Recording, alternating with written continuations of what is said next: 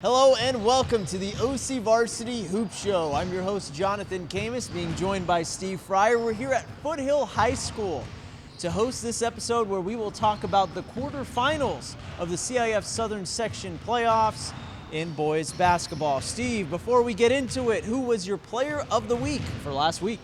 Sophomore guard at Orangewood Academy, Uriel Batista, scored 25 points in a win over Lacey of Los Angeles and scored 22 against Rolling Hills Prep.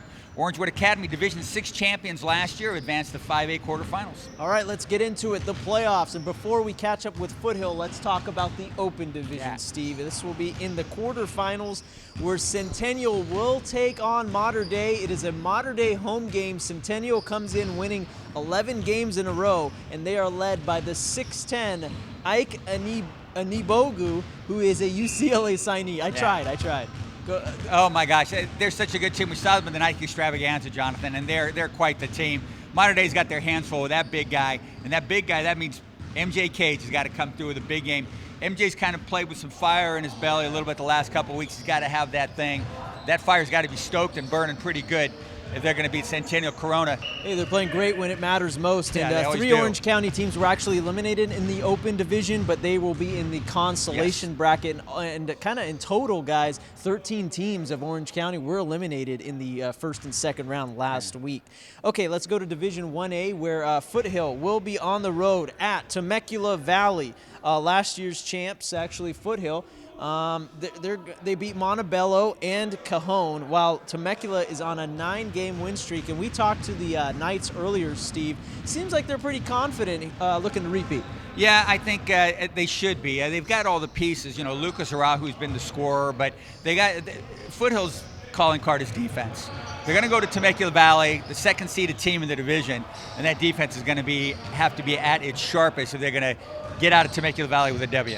Okay, well, we caught up with the Knights earlier. Here's what they had to say. I think we've got some expectations and some things we like to get done. We know what they feel like, and we're playing well, so we want to continue to play well. And I think if we can keep things going defensively and offensively in terms of execution, we got a really good shot. So when you have a really good shot, I think you do feel a little bit of pressure. On campus, I feel like everyone is expecting a lot. But as a team, we know what we have to do, and in a way, I think that kind of helps us with our experience and all that.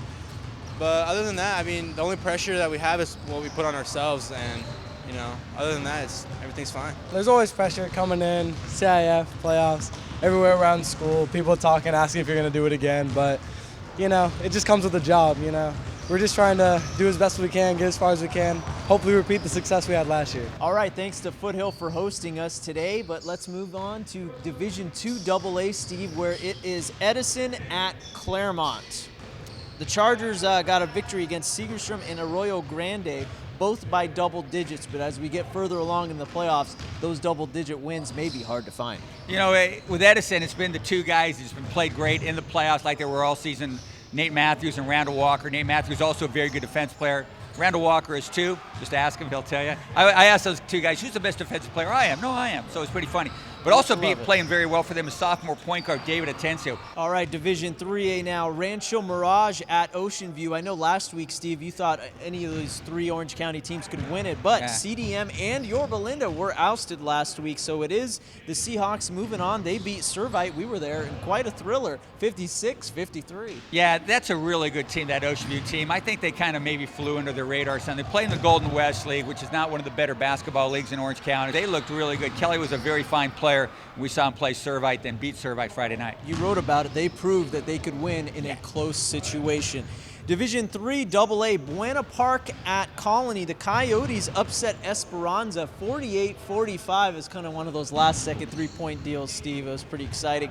Buena Park lost last year in the quarterfinals, so looking to avenge that and get a little bit closer this year. Yeah, they're an interesting team. They lost both times to when they played in the Freeway League against Sonora, so they had to be feeling kind of bad. They thought this was their year, maybe they're going to win a league championship. But here they are in the playoffs. They beat Esperanza. That's a huge win for them. I thought Esperanza had the goods it took to win that division. Buena Park beats them. Now they got a bit of a road trip. They got to go out to Colony of Ontario, very close to a dairy. So it's a very interesting place once you get out of your car. Yeah, I'm sure it is. You're not going to make that trip up, are you? I am not, sir. I'm not going without my gas mask. All right, Division 4A, Korean Lutheran. They just keep on plugging along. They're at crossroads. Boy, I really like that Korean Lutheran team, Jonathan. When you look at them on the court, there's 5 guys that all look like they're 6'4" and skilled. Very well-rounded team, well-coached group as well. I must say that with Coach Beatty over there. You know, if there's any team that's left that maybe have the best chance to win a CIF championship in their division, it might be Korean Lutheran. Okay, Division 4 AA, J. Sarah at Sarah of Gardena. Battle of the Sarahs here, Steve. Harvard Westlake at Laguna Beach. Anything strike out at you here? Because if these two teams move on, these Orange County teams, they could meet in the finals. I mean, it'll be a tough trek, but J. Sarah's playing really well right now, but you know, they lost their final league game by a bunch to Servite. Then they came in the playoffs, they played really well. Sebastian Mutch is healthy, and he's a key guy for them. And Alec Hickman's had a couple really good games these playoffs as well. They guard who's committed to Cal.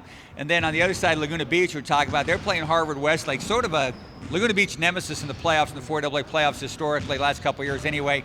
Laguna Beach is playing really well. Blake Brazell, a really fine player.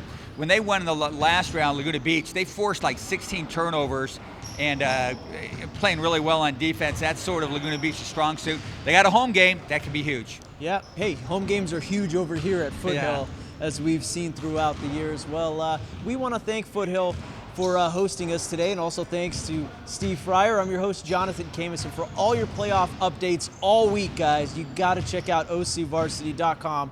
We have photos, articles, columns. Steve Fryer. I may have a video or two, you know. I've seen them. They're good. All right, you're the one. All right, thanks to Steve Fryer. I'm your host, Jonathan Khamis. Thanks for watching, guys.